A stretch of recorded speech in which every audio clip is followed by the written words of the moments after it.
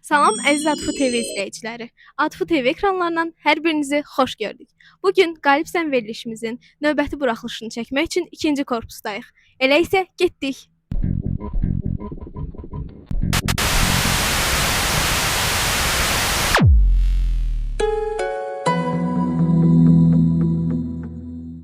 Birinci Dünya müharibəsi neçənci ildə başlayıb? 1914-1918. Bəli. Dünyanın ən kiçik ölkəsi hara hesab olunur? Vatikan. Doğrudur. Bu film kəndə toy səhnəsini lentə almağa gedən kino işçilərinin fəaliyyətindən və onların başına gələn əhvalatlardan danışır.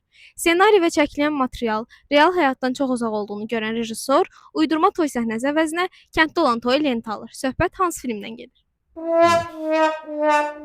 İkinci Dünya müharibəsi neçənci ildə başlayıb? 1914. Bəli. Dünyanın ən kiçik ölkəsi hara hesab olunur? Vatikan. Doğrudur. Bu film kəndə toy səhnəsini lentə almağa gedən kino işçilərinin fəaliyyətindən və onların başına gələn əhvalatlardan danışır. Ssenari və çəkilən material real həyatdan çox uzaq olduğunu görən rejissor uydurma toy səhnəsi əvəzinə kənddə olan toyu lentə alır. Söhbət hansı filmdən gedir? Bəyin oğlanması. Bəli.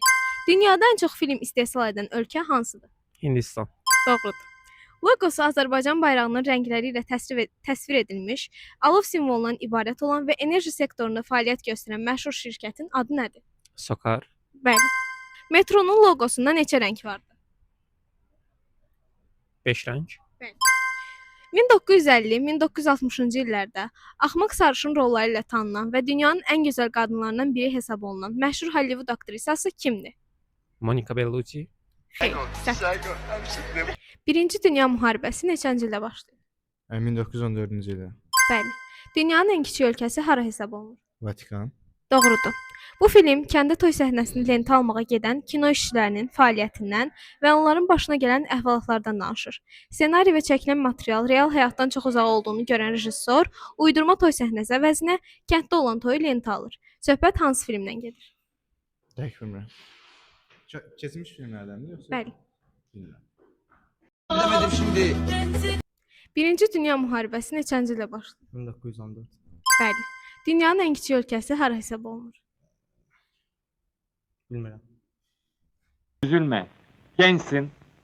Birinci Dünya müharibəsi neçənci ildə başlayıb? 1914-cü ildə. Bəli, düzdür. Dünyanın ən kiçik ölkəsi hara hesab olunur? Vatikan. Bəli, tamamilə doğru. Bu film kənd toy səhnəsini lentə almağa gedən kino işçilərinin fəaliyyətindən və onların başına gələn əhvalatlardan danışır.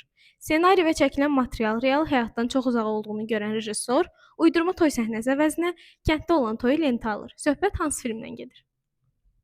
O olmasın, bu olsun. Xeyr, səhv. Birinci Dünya müharibəsi neçənci ildə başlayıb?